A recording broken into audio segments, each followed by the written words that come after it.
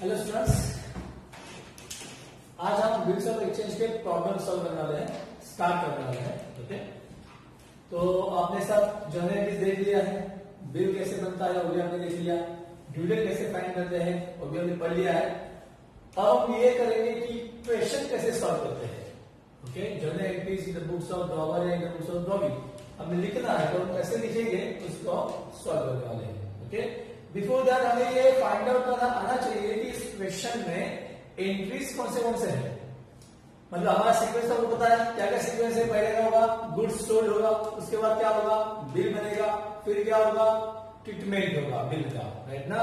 Treatment कितने तरह के होते हैं, 4। एक तो खुद के पास रखना, रिटेन बिजनेस। दूसरा, डिस्काउंट विद बैंक करना, अगर आपको ऑन द स्पॉट कैश चाहिए तो आप बैंक में जाके पैसा निकाल सकते हो, उसे कहते हैं discount of bill, okay, with bank. उसके बाद तीसरा होता है बिल सेंड टू एंडोर्स। कोई आपका क्रेडिटर है, मतलब ड्रॉवर में कोई क्रेडिटर है जिसको पैसा देना है, तो ड्रॉवर ने ये कहा कि भाई ड्रॉवी से पैसा आने वाला है, तो ड्रॉवी डायरेक्टली एंडोर्स के पास जा और पैसा पे कर दे। ओके, तो इसीलिए उसके पास बिल होना बहुत जरूरी है, इसलिए हमने क्या किया, बिल सेंड टू एंडोर्स किया। उसके बाद bill send to bank for collection. Okay, हम यहाँ पर नहीं है या फिर सेफ्टी के लिए या फिर बाहर है, तो बिल का पैसा कैसा मिल सकता है, तो इसीलिए हमने बिल को क्या किया, बैंक के पास दे दिया है, भाई जब ड्यू डेट होगा तो पैसा जमा करो और मेरे अकाउंट में डिपॉजिट कर दो। ओके, ये हमने 4 ट्रीटमेंट देख ली। उसके बाद क्या होगा, या तो बिल का पैसा मिलेगा या तो बिल नहीं मिलेगा, बिल ऑनर या फिर बिल डिसऑनर। डिसऑनर हुआ तो उसमें एक कंडीशन हो सकती है कि बिल रिन्यू हो सकता है। ड्रॉवी खुद कह सकता है कि भाई हमारे पास पैसे नहीं है अभी ऑन ड्यू डेट, तो एक काम कीजिए, बिल को क्या रिन्यू कीजिए। ओके, अब रिन्यू के 4 स्टेप होते हैं। पहला, ओल्ड बिल कैंसिल करो। दूसरा, थोड़ा बहुत पेमेंट करो, होगा तो करेगा, नहीं होगा तो नहीं करेगा। फिर जो बचा हुआ पैसा है उसके ऊपर इंटरेस्ट चार्ज होगा, जितने भी मंथ के लिए वो नया बिल बना रहा है उतने मंथ का। ओके, और उसके बाद नया बिल बनेगा। फिर उसके बाद नए बिल के बाद वापस अगर ड्यू डेट में उसने पैसा नहीं दिया तो इसका मतलब वो क्या हुआ, इंस्टॉलमेंट हो गया है। तो उसके बाद क्या हो सकता है, इंस्टॉलमेंसी ऑफ ड्रॉवी भी हो सकता है। उसमें कितनी एंट्री आती है, 2। पहला, ओल्ड बिल कैंसिल, और दूसरा, जितना भी पैसा मिलता है ओके उसका प्राइवेट प्रॉपर्टी बेचने के बाद बाय सेलिंग हिज और हर प्राइवेट प्रॉपर्टी, उतना कैश क्या करो, रिसीव करो, और बाकी का सब बैड डेट्स में डाल दो। और एक हो सकता है कि ड्रॉवी के पास पैसे जल्दी आ गए, मतलब बिफोर ड्यू डेट ड्रॉवी के पास पैसा कलेक्ट हो गया, तो उसने कह दिया कि भाई जो जाए दो, ड्रॉवी का पैसे जाने ना, तो कल नहीं तो आज देना ही है, तो 2 महीने के बाद नहीं, अभी हम जाके पैसा दे देते हैं, उसे कहते हैं रिटायरमेंट ऑफ बिल। तो उससे क्या मिलता है, वापस रिबेट मिलता है। बस इतना ही है और कुछ नहीं है। ओके, इतने दिनों में आपने तो पूरे बाहर कर ले हुए एंट्रीज, जवान पे होगी आपके एंट्रीज, मेरे सामने आप लोग नहीं हो, वरना आप तो मेरे पास ऐसे आंसर देते फटाफट है ना, मुझे पता है ना। चलो अभी हम देखेंगे कि इक्वेशन कैसे सॉल्व करते हैं। ओके, इस पूरे मतलब जो भी मैंने बताया है स्टोरी, उसका क्वेश्चन किस तरह से होता है। तो ये क्वेश्चन मैं बोर्ड पे लिख तो नहीं सकता, लेकिन आपके पास मोबाइल है, ओके, तो आप उसको क्वेश्चंस को राइट डाउन करो, लिख लो अपने नोटबुक में, या फिर 2 मोबाइल रखो, जिसके एक मोबाइल के ऊपर क्वेश्चन हो और एक मोबाइल के ऊपर आप मेरा वीडियो देख सके। ओके, दोनों में से कुछ भी आप कर सकते हो, क्वेश्चंस लिख लोगे तो भी चलेगा, कोई इतना इशू नहीं है। घर पे प्रिंटर अवेलेबल है तो उतने प्रैक्टिकल जो प्रॉब्लम होते हैं, मतलब अनसॉल्व क्वेश्चंस, उसका खाली आप प्रिंट मार के रख दो तो भी चलेगा। ओके, चलो let's see question number 1।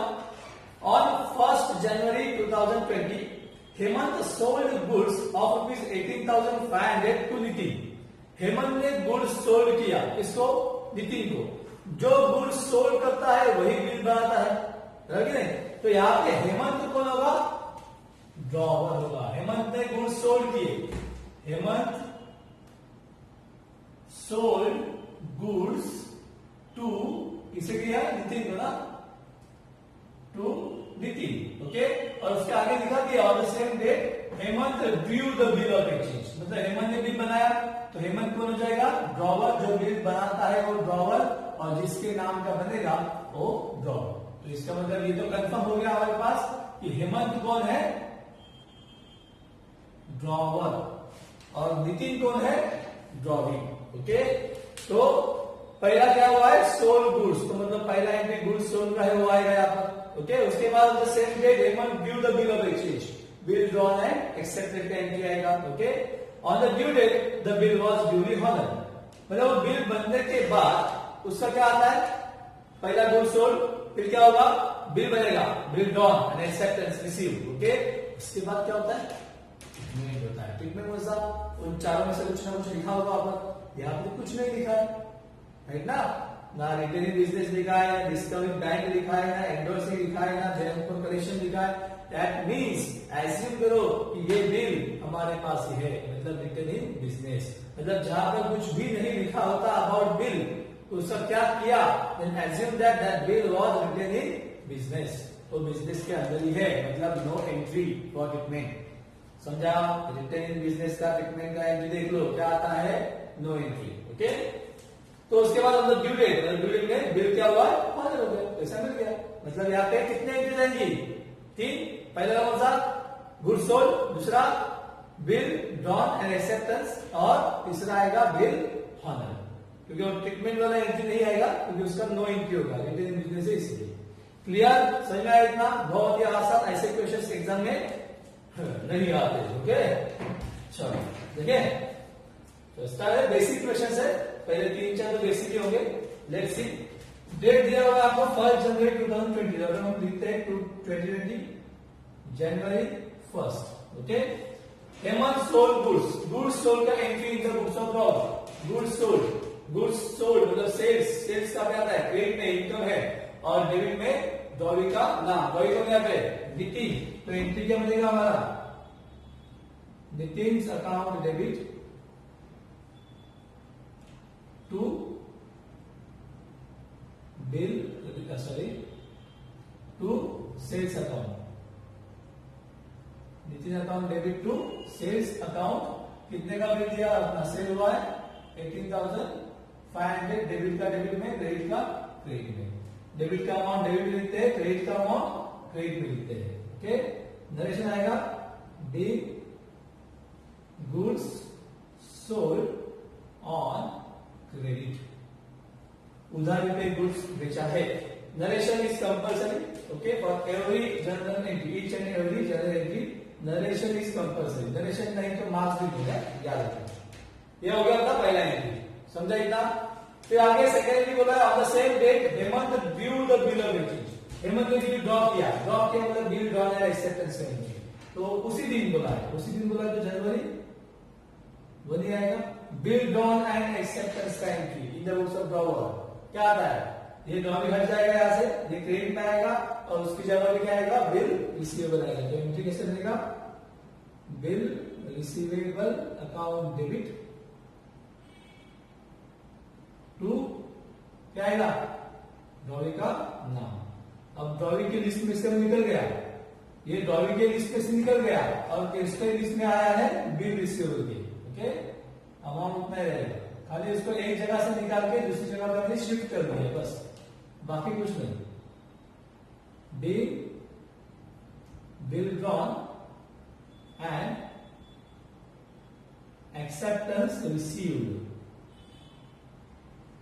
Okay हमने बिल ड्रॉ किया, उसने एक्सेप्टेंस भी रिसीव किया, समझ में आया, क्लियर। अब उसके बाद क्या होता है, ट्रीटमेंट, पहला गुड सोल्ड, फिर बिल ड्रॉन, फिर क्या होता है ट्रीटमेंट, ट्रीटमेंट उसके बाद ही आता है, बिल ड्रॉ किया कि ट्रीटमेंट आना चाहिए। ओके अब ये ट्रीटमेंट क्या आएगा, no entry, okay bank discount to bill receivable, तीसरे के लिए एंडोर्सिंग टू बिल रिसीवेबल, और फोर्थ के लिए bank formulation to bill receivable. चार में से जो भी किया होगा वही लिखना है। यहाँ पे कौन सा किया है, कुछ दिया ही मतलब कौन सा, पहला वाला। Okay if any information about treatment is not given, that assume that bill was retained in business, and for retained in business the entry is no entry. Okay no entry, no entry करना ही नहीं है entry, clear।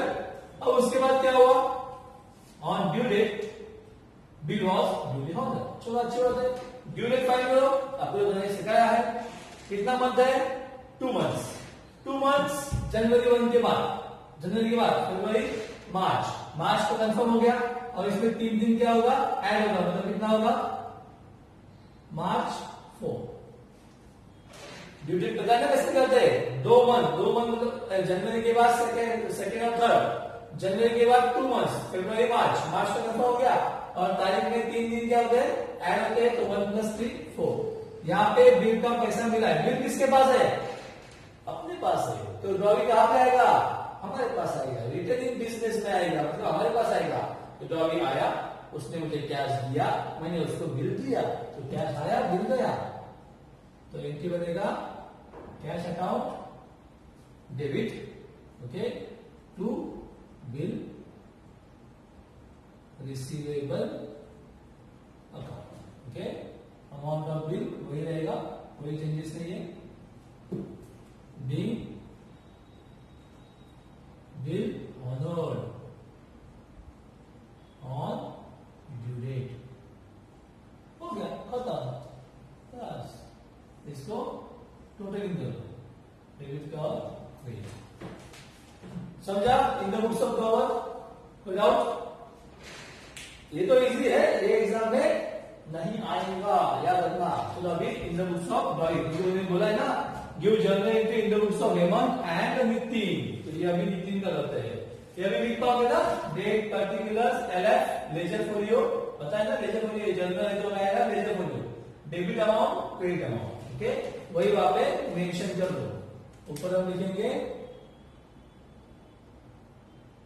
Journal entries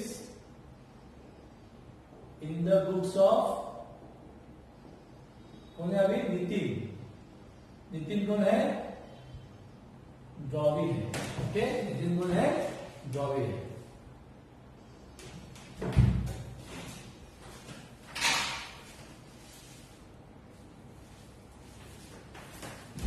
हाँ, so in the books of Nitin journal entry देखिए अभी, जो हमने in the books of drawer किए वही in the books of drawer आता है, पहले कॉलम का उल्टा entry with opposite words, okay. तो नितिन का, हेमंत कहता है कि हमने गुड्स क्या किए, सोल्ड किए, तो नितिन क्या रहेगा कि मैंने गुड्स परचेस किए, तो डेट तो वही रहेगा, डेट में कोई चेंजेस नहीं है, 2020 जनवरी 1। इसका opposite entry with opposite words, Nitin का ऑपोजिट क्या आएगा, हेमंत, सेल्स का ऑपोजिट परचेस, क्रेडिट का डेट में आएगा, तो purchase account debit to Hemant account, amount कितना आएगा, 18,500, 18,500। नरेशन में आएगा बिल, यहाँ पे गुड्स सोल्ड है, यहाँ पे क्या आएगा, goods purchased on credit, okay. तो ये जनवरी 1 का एंट्री हो गया, और उसके बाद ये बिल ड्रॉन एंड एक्सेप्टेंस का एंट्री जनवरी 1 उसी दिन का है, तो यहाँ भी उल्टा entry with opposite words, Nitin ऊपर जाएगा, बिल से नीचे आएगा, और ऑपोजिट वर्ड्स, नितिन का हो जाएगा Hemant, Hemant account debit to bill receivable का ऑपोजिट क्या होता है, bill payable account, okay. Amount तो वही रहेगा, अमाउंट में कोई चेंजेस नहीं। बी नरेशन में क्या आएगा, यहाँ पे एक्सेप्टेंस, यहाँ पे रिसीव होगा, यहाँ पे क्या होगा, गिवन होगा, ओनली एक्सेप्टेंस गिवन, क्योंकि ये बिल ड्रॉ करने वाला नहीं है, ड्रॉ बिल नहीं ड्रॉ करता, तो खाली क्या लिखना है, एक्सेप्टेंस गिवन। हमने जो एक्सेप्टेंस किया था वो हमें रिटर्न दे दिया, समझा इतना। उसके बाद ट्रीटमेंट का एंट्री तो इन द बुक्स ऑफ ड्रॉ आता ही नहीं है, पता है ना, ट्रीटमेंट के इन the books of draw column में नो एंट्री था, मतलब ट्रीटमेंट का इन the books of draw confirm क्या है, नो एंट्री। तो उसके बाद क्या होगा, बी ऑनर का एंट्री, मतलब ये एंट्री, तो इसका ऑपोजिट मार्च 4 इसका ऑपोजिट एंट्री आएगा। देखो ये बिल्स रिसीवेबल ऊपर जाके क्या होगा, बिल पेएबल, उसने बिल लिया और कैश दिया, इसलिए टू कैश, पेमेंट का एंट्री 18,500, 18,500। बी क्या आएगा, वही bill honour on due date, okay, और फिर इसको क्लोज कर दो। समझे इतना, तो डाउट? अब इतना ही नहीं बोला है, और भी कुछ बोला है, और क्या बोला देखो, और बोला है prepare in the books of Nitin, मतलब इसी के बुक में इन द बुक्स ऑफ नितिन में ही हमें इधर हेमंत का अकाउंट बनाना है, मतलब लेजर बनाना है। जर्नल ने लेजर जर्नल बना दिया, in the books of Hemant बनाया, in the books of Nitin के हमने बना दिया। अब in the books of Nitin में मतलब एक जर्नल के अंदर हमें एक लेजर करना है। किसका लेजर करना है? हेमंत का। क्लियर? बहुत ही आसान है, कुछ डिफिकल्ट नहीं है। मैं इसको रफ करता हूं, आपने नोट डाउन किया है होगा।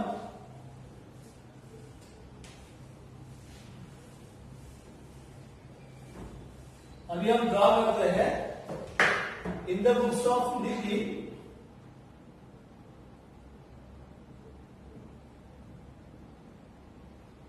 हेमंत अकाउंट,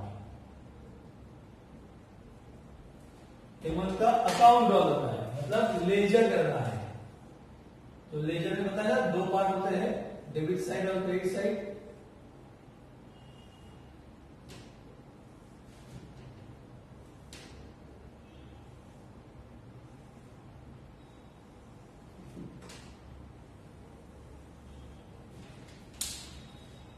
ओके, यहां पे रहेगा डेट,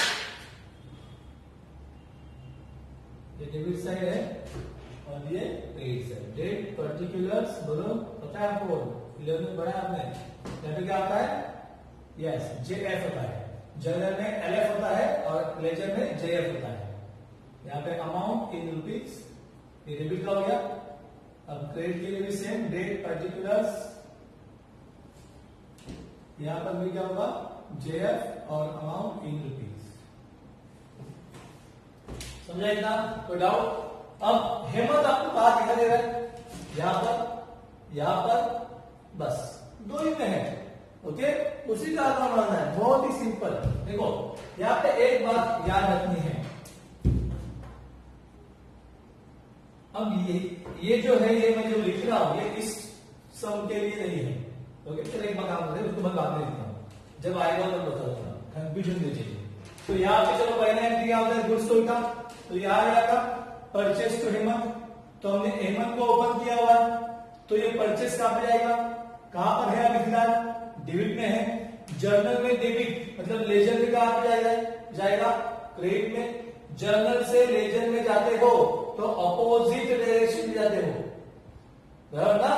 जर्नल से लेजर में जाते हो तो अपोजिट डायरेक्शन में जाते हो। जर्नल में अगर आप डेबिट में हो तो लेजर में क्रेडिट में जाते हो।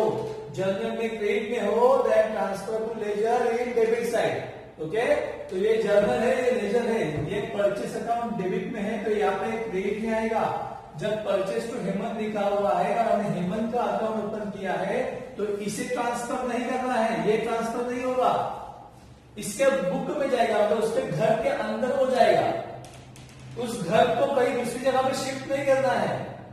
समझ में आया? परचेस टू हेमंत मतलब हेमंत के घर में परचेस जाएगा और परचेस के घर में हेमंत जाएगा।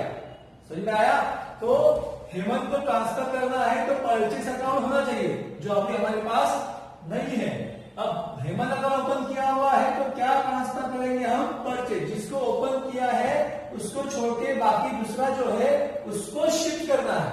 ओके, तो परचेज है डेबिट साइड में और यहां पर आएगा क्रेडिट साइड में। डेट में 2020 लिख देते हैं, जनवरी 1 वो डेबिट में है, ये बाय में आएगा, बाय में मतलब यहां पे आएगा जनवरी 1 बाय परचेज अकाउंट। अमाउंट है 18,500। हो गया पहला एंट्री, ये अपना हो गया। अब इसको देखो, हेमंत है, हमने हेमंत को ओपन किया हुआ है, टू बिल्स टेबल लिखा है, तो ये टू मतलब क्रेडिट साइड, तो यहाँ पे क्रेडिट है मतलब यहाँ पे कहां पे आएगा?